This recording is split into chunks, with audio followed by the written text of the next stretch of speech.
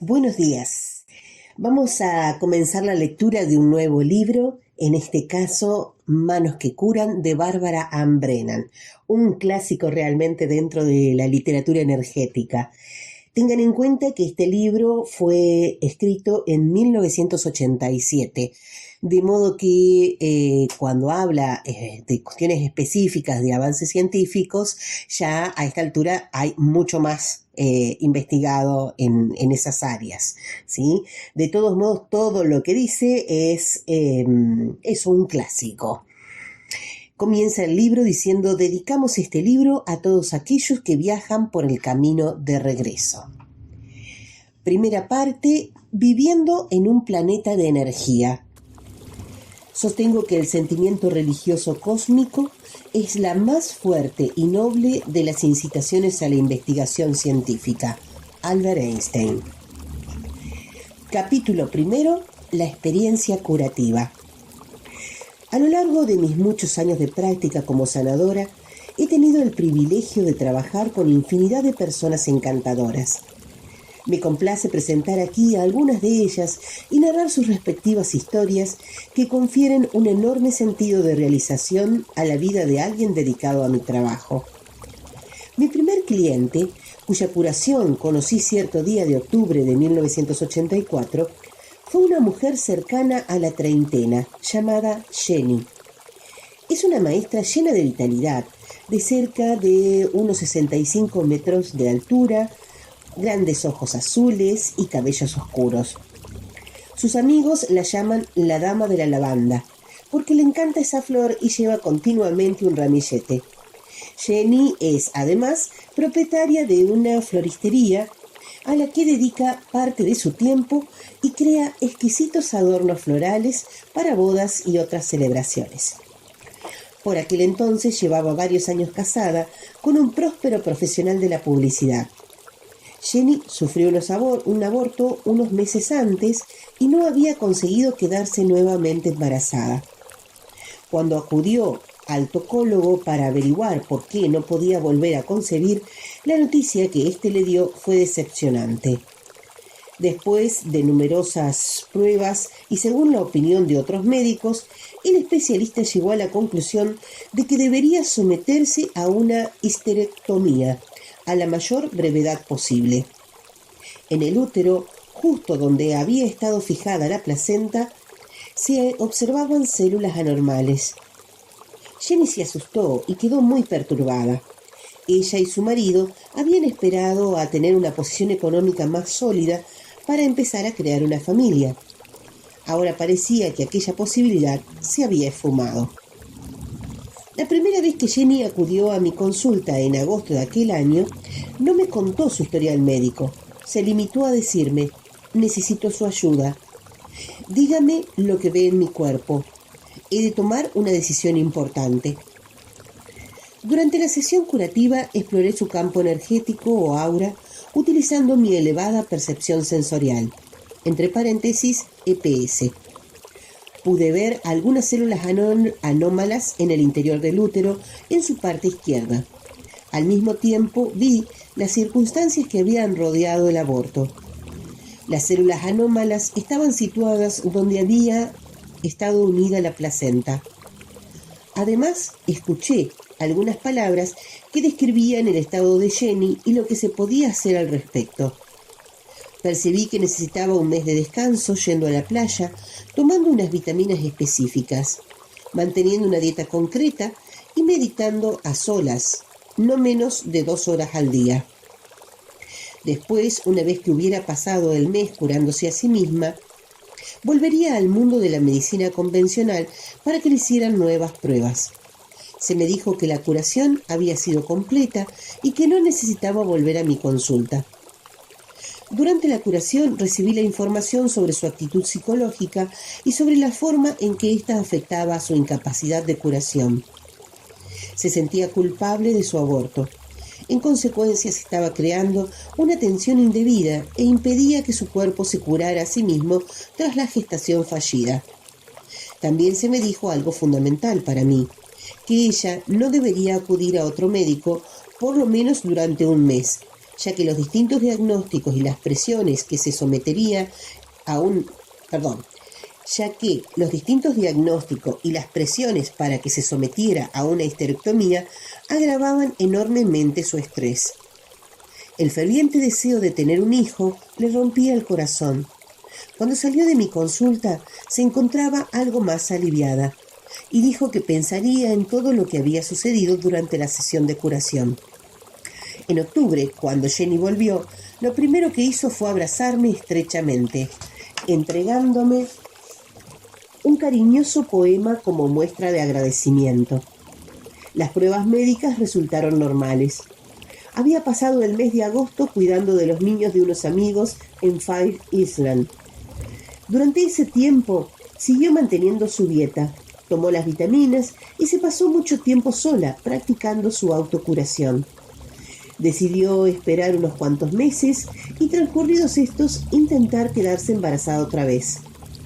Un año después me enteré de que Jenny había dado a luz un niño que gozaba de perfecta salud. El segundo cliente que tuve aquel día de octubre fue Howard. Es el padre de Mary, a la que traté hace algún tiempo. A Mary le habían hecho un frotis de Papa Nicolau clase 3, condición precancerosa, en el que se detectó un proceso que desapareció en unas 6 sesiones. Desde hace varios años se ha sometido habitualmente a tales pruebas. Mary, que es enfermera, es fundadora y directora de una organización que se dedica a actualizar la formación de sus colegas y que facilita enfermeras a los hospitales del área de Filadelfia. Se interesó por mi trabajo y suele enviarme clientes con regularidad.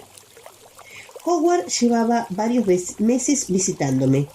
Se trataba de un obrero jubilado, una persona con la que resulta delicioso trabajar. La primera vez que vino a verme, su piel tenía un tono ceniciento y estaba aquejado de constantes dolores en la zona cardíaca. Ni siquiera podía ir de un lado a otro de una habitación sin sentirse cansado. Después de la primera sesión de curación, su semblante adquirió un tono rosado y se disipó el dolor. Tras 2 meses de curaciones semanales, podía de nuevo realizar esfuerzos y hasta bailar.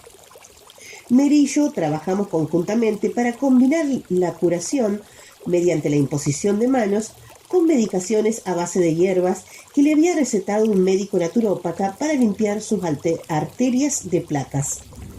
Aquel día seguía equilibrando y reforzando este campo.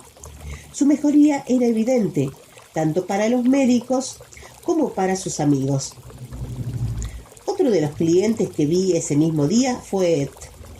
La primera vez que me visitó, tenía molestias en la muñeca. Las articulaciones de los brazos y de la muñeca se le debilitaban cada vez más. También sentía dolor en el orgasmo durante las relaciones sexuales. Desde hacía tiempo se venía quejando de debilidad en la espalda y la dolencia había progresado tanto que no podía llevar nada en las manos, ni siquiera unos cuantos platos. En la primera sesión de curación que le dediqué, vi en su campo aural que cuando tenía unos 12 años sufrió una lesión en el coxis. En el momento en que se produjo esa lesión, tenía importantes dificultades con las incipientes sensaciones sexuales de la pubertad. El accidente redujo dichas dificultades de forma que pudo arreglárselas mejor. El coxis quedó oprimido hacia la izquierda y no podía desplazarse en su camino habitual para ayudar al bombeo de flujo cerebroespinal en su recorrido normal. Esto dio lugar a un gran desequilibrio que debilitó todo su sistema energético. El paso siguiente de este proceso degenerativo fue el debilitamiento en la parte inferior de la espalda, luego en la parte media y finalmente de la superior. Cada vez que se debilitaba a causa de la falta de flujo energético en una parte de su cuerpo, otra parte intentaba compensar la debilidad. Empezó a soportar una enorme tensión en las articulaciones del brazo, que finalmente cedieron y se debilitaron. Todo este proceso duró varios años. Ed y yo mantuvimos un proceso curativo fructífero a lo largo de varios meses. Lo primero que hice fue trabajar con el flujo energético para liberar la región coxígea, realinearla y luego aumentar y equilibrar dicho flujo energético a través de todo su sistema. Su fortaleza fue volviendo poco a poco. Aquella tarde, el único síntoma que aún perduraba era una ligera debilidad en la muñeca izquierda. Pero antes de dedicarle mi atención, equilibré y reforcé de nuevo todo su cuerpo energético. Luego dediqué un tiempo adicional a permitir que la energía curativa fluyera a su muñeca. El último cliente de ese día fue Muriel, una artista casada con un prestigioso cirujano. Era su tercera visita. 3 semanas antes se había presentado en mi consulta aquejada de una gran hinchazón en el tiroides. En aquella primera cita, utilicé de nuevo mi alta percepción sensorial, entre paréntesis EPS, para obtener información sobre el estado de Muriel. Pude ver que la inflamación tiroidea no era debido a un cáncer y que con solo 2 sesiones de curación combinadas con medicación que le habían detectado sus doctores Pude ver que la inflamación tiroidea no era debido a un cáncer y que con solo 2 sesiones de curación combinadas con la medicación que le habían recetado sus doctores, la inflamación desaparecería. Vi que no era necesaria una intervención quirúrgica. Ella me confirmó que había visitado a varios médicos, los cuales le habían recetado fármacos para reducir el tamaño del tiroides. Le dijeron que la medicación lo reduciría algo, pero que seguía necesitando una intervención y que había la posibilidad de que se tratara de un cáncer. La operación estaba prevista para la semana siguiente a nuestra segunda cita. Le apliqué 2 sesiones de curación en el plazo de una semana. Para cuando llegó el momento de la intervención, ya no había necesidad de operarla. Los médicos se quedaron sorprendidísimos. Muriel regresó aquel día para asegurarse de que todo había vuelto a ser normal y sano, y lo era. ¿Cómo se producen estos efectos aparentemente milagrosos? ¿Cómo consigo ayudar a estas personas? El proceso que empleo se denomina imposición de manos, curación por la fe o curación espiritual. No se trata de un proceso misterioso, ni muchísimo menos, sino de algo directo, aunque complicado a veces. Es un procedimiento que implica la restauración del equilibrio del campo energético que nos rodea, al que yo denomino campo energético humano. Todos tenemos un campo energético o aura que envuelve nuestro cuerpo físico y penetra en él. Este campo energético se halla íntimamente relacionado con la salud. La elevada percepción sensorial es una forma de percibir cosas que escapan al alcance normal de los sentidos humanos. Con él se puede ver, oír, oler, gustar y tocar cosas que normalmente no son perceptibles. La elevada percepción sensorial es una forma de ver en la que se percibe una imagen mental sin tener que emplear la visión normal. No es imaginación. A veces se le denomina clarividencia. La EPS revela el dinámico mundo del fluido que interactúa con los campos energéticos vitales y transfunde todas las cosas. Durante la mayor parte de mi vida he intentado adentrarme en ese mar de energía vital que es nuestra existencia. Así he descubierto que esa energía nos apoya, nos infunde vitalidad. Con ella detectamos a las demás personas, formamos parte de ella y ella forma parte de nosotros. Mis clientes y alumnos me preguntan cuándo vi por primera vez ese campo energético que rodea a las personas. ¿Cuándo comprendí que era una herramienta útil? ¿Qué tal sienta poseer esa capacidad para percibir cosas que se salen del alcance normal de los sentidos humanos? ¿Poseo algo especial o es una especie de poder que se aprende? De ser así, ¿qué pueden hacer para ampliar su propio alcance perceptivo y qué valor tiene ello para sus vidas? Para contestar a estas preguntas, debo volver al principio. una infancia muy sencilla. Me crié en una granja en Wisconsin y como había por ahí muchos niños con quienes jugar, me pasaba muchas horas sentada en el bosque. Perdón, voy de vuelta.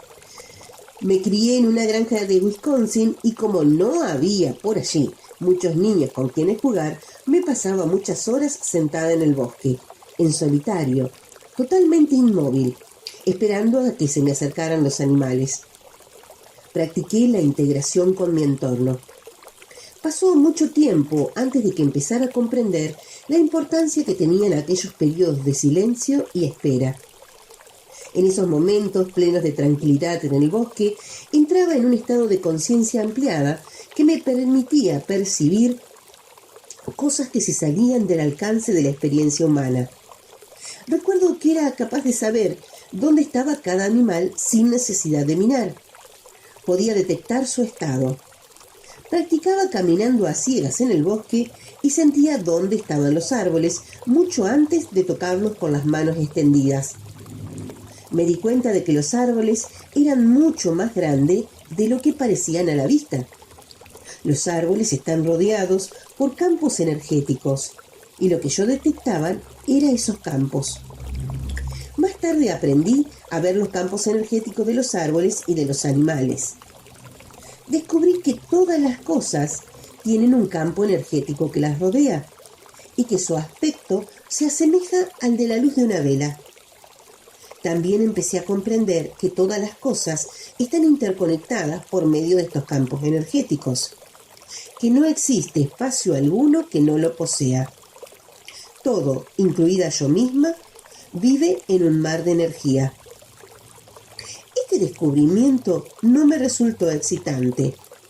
Fue simplemente una experiencia propia, algo tan natural como ver a una ardilla comiendo una bellota en la rama de un árbol. Nunca utilicé tales experiencias para formular teoría alguna sobre la forma de actuar del mundo. Las acepté como algo perfectamente natural. Di por supuesto que todo el mundo las conocía y olvidé el asunto. A medida que alcanzaba la adolescencia, fui abandonando mis visitas al bosque. Empecé a interesarme por la forma en que se desarrollaban todas las cosas y por las causas que las generaban.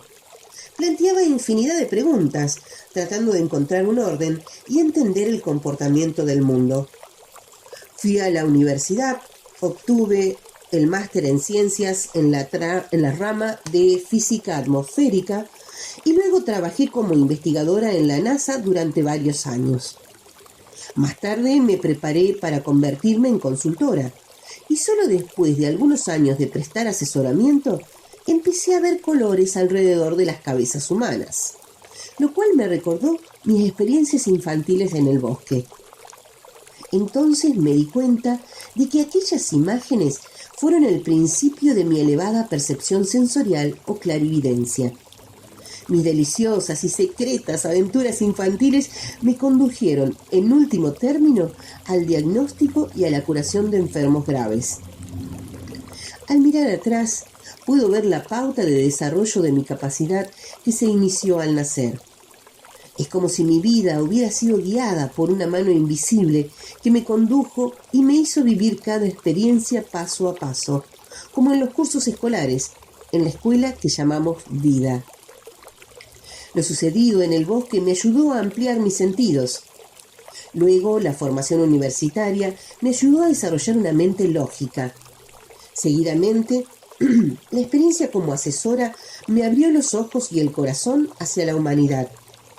Y por último, mi formación espiritual, a la que me referiré más adelante, aportó la suficiente credibilidad a mis experiencias como para pensar en ellas como algo real y aceptarlas como tales. Empecé entonces a crear un marco que me permitiría entender estas experiencias.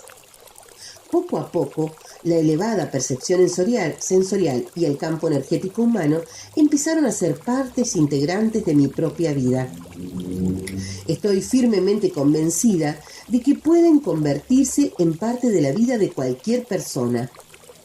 Para desarrollar la EPS es necesario entrar en un estado de conciencia ampliada, para lo que existen diversos métodos. La meditación se está convirtiendo en el más conocido de ellos, Se puede practicar de muy diversas formas y es importante descubrir la más apropiada para cada uno. Más adelante, a lo largo del libro, ofreceré algunas sugerencias sobre meditación para que el lector pueda elegir. También he descubierto que se puede entrar en el estado de conciencia ampliada haciendo jogging, paseando, pescando, sentándose en las dunas arenosas de la playa para observar el movimiento de las olas, o bien permaneciendo sentado en el bosque como hacía yo de niña. ¿Practica el lector alguna de estas formas de acceso a tal estado? Llámese meditación, ensoñación o cualquier otra forma. Lo más importante es concederse el tiempo suficiente para escuchar el propio yo. Un tiempo en el que la bulliciosa mente, que constantemente nos dice lo que tenemos que hacer, cómo podríamos haber triunfado en una disputa, qué deberíamos haber hecho, qué es lo que va mal dentro de nosotros, etc., permanezca silenciosa. Cuando se ha logrado descartar ese incesante parloteo, se abre ante nosotros todo un nuevo mundo de armoniosa y dulce realidad. El lector empezará a integrarse en el entorno como hacía yo en el bosque, y al mismo tiempo no solo no perderá su individualidad, sino que la mejorará. El proceso de integración con nuestro entorno es otra forma de describir la experiencia de una conciencia ampliada. Volvamos, por ejemplo, a la vela y su llama.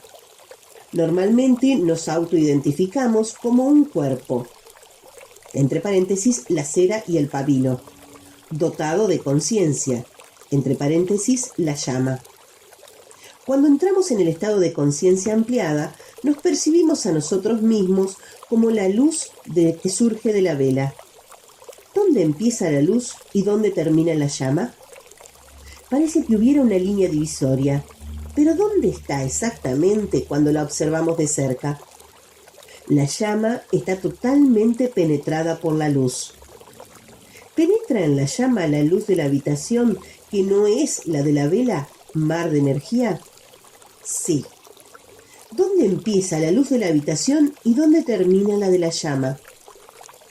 La física dice que la luz de una llama no tiene límites, que llega al infinito. Así pues, ¿dónde se encuentra nuestro límite último?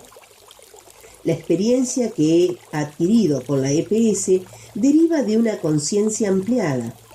Es que no existe límite alguno. Cuanto más amplío mi conciencia, más se ensancha mi EPS y mayor capacidad tengo para ver una realidad que está ahí ya, pero que antes se encontraba fuera de mi campo de percepción.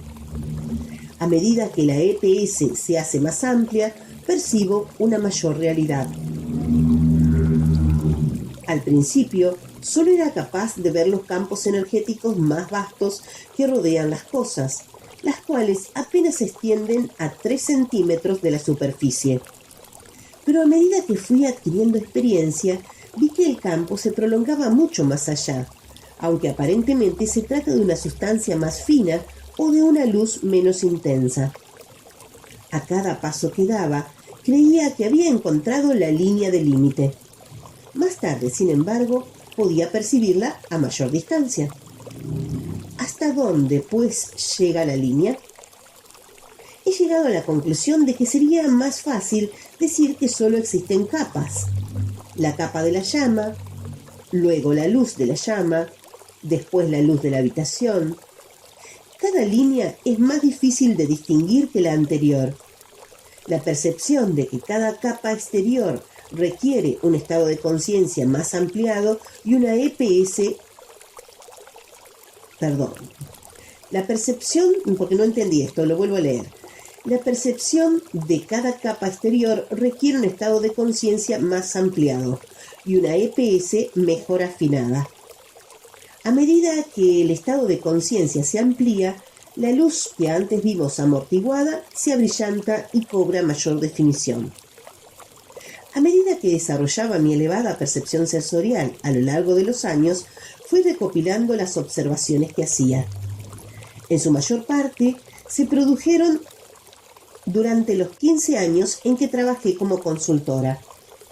Dado que había recibido originalmente una formación en ciencias físicas, Cuando empecé a ver el fenómeno energético alrededor de los cuerpos humanos, me sentía bastante escéptica. Pero como el fenómeno persistía, incluso cuando cerraba los ojos para descartarlo o cuando me movía por la habitación, empecé a observarlo más atentamente. Así dio comienzo un viaje que me llevó a mundos cuya existencia desconocía, cambiando por completo la forma en que experimentaba la realidad, la gente, el universo y mi relación con él. Vi que el campo energético está íntimamente relacionado con la salud y que vi que el campo energético está íntimamente relacionado con la salud y el bienestar de la persona. Si alguien está enfermo, tal circunstancia se reflejará en su campo energético en forma de flujo de energía desequilibrada o de energía estancada, que ha dejado de fluir y se presenta en colores oscuros. Por contrario, una persona saludable muestra colores brillantes, que fluyen con facilidad en un campo equilibrado. Tales colores y formas son específicos de cada enfermedad. La EPS resulta extraordinariamente valiosa en las prácticas de la medicina y el asesoramiento psicológico. Utilizando la EPS he alcanzado una gran experiencia en el diagnóstico de problemas, tanto físicos como psicológicos, así como en la provisión de medios para resolver tales problemas. Con la EPS, el mecanismo de la enfermedad psicosomática aparece nítidamente ante los ojos. Se pone de manifiesto la forma en que se inician la mayoría de las enfermedades en los campos energéticos para transmitirse luego al cuerpo a través del tiempo y la forma de vida, hasta convertirse en una dolencia grave. Muchas veces, la fuente o causa primigenia de este proceso guarda relación con un trauma psicológico o un traumatismo físico, o con una combinación de ambos. Como quiera que la EPS revela la forma en la que se inició la enfermedad, también permite conocer el modo de intervenir en el proceso patológico. Durante el proceso de aprendizaje para observar el campo, capté también la forma de interactuar conscientemente con él, como con cualquier otra cosa que pueda ver.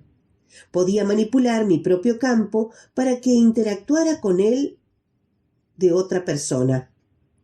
Pronto supe cómo reequilibrar un campo energético enfermo de manera que la persona afectada recuperara su salud.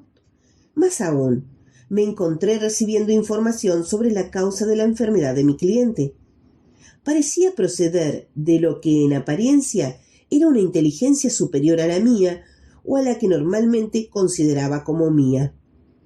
El proceso de recepción de ese tipo de información se denomina generalmente canalización. La información canalizada se presentaba en forma de palabras, conceptos o imágenes simbólicas que penetraban en mi mente mientras estaba reequilibrando el campo energético de mi cliente. Siempre que hago esto, me encuentro en un estado alterado de conciencia. Logro buenos resultados en la recepción de información combinando varias formas de utilización de la EPS, es decir, canalizando o viendo. Relaciono lo que he recibido, sea mediante una imagen simbólica en mi mente, un concepto o un mensaje verbal directo, con lo que he observado en el campo energético. Por ejemplo, en un caso oí directamente «tiene cáncer» y vi que el campo energético de mi paciente, una mujer, mostraba un punto negro. Ese punto negro se correspondió, en cuanto a tamaño, forma y emplazamiento, con el resultado de una exploración por TAC que le hicieron más tarde.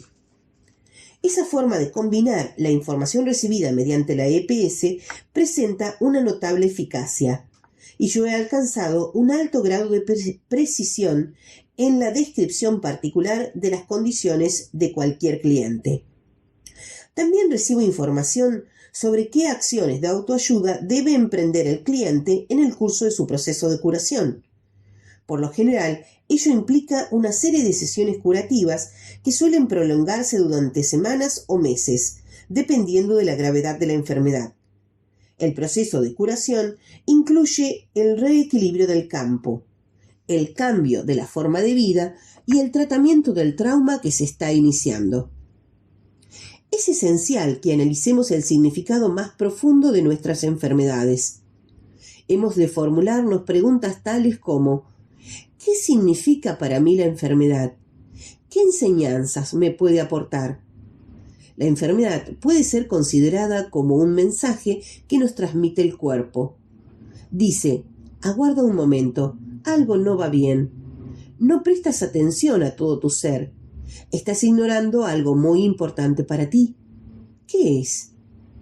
Hay que explorar de esta forma el origen de la enfermedad, si en el nivel psicológico o sentimental, en el nivel de la comprensión, o simplemente como causa de un cambio en el estado habitual de la persona que puede no ser consciente de ello. Volver a estar sano exige mucho más trabajo y cambios personales por el Volver a estar sano exige mucho más trabajo y cambios personales que el mero hecho de ingerir unas píldoras recetadas por el médico. Sin ese cambio personal, el individuo llegará a crear otro problema que le hará retroceder al origen primero de la enfermedad. He comprobado que la clave está en la fuente. Y tratar la fuente exige, por lo general, un cambio en la forma de vida, lo que en último término conduce a una existencia más acorde con el núcleo del propio ser. Conduce a una parte más profunda de nosotros mismos que a veces se denomina el yo elevado o la esencia interna de la divinidad. Hasta aquí el capítulo 1.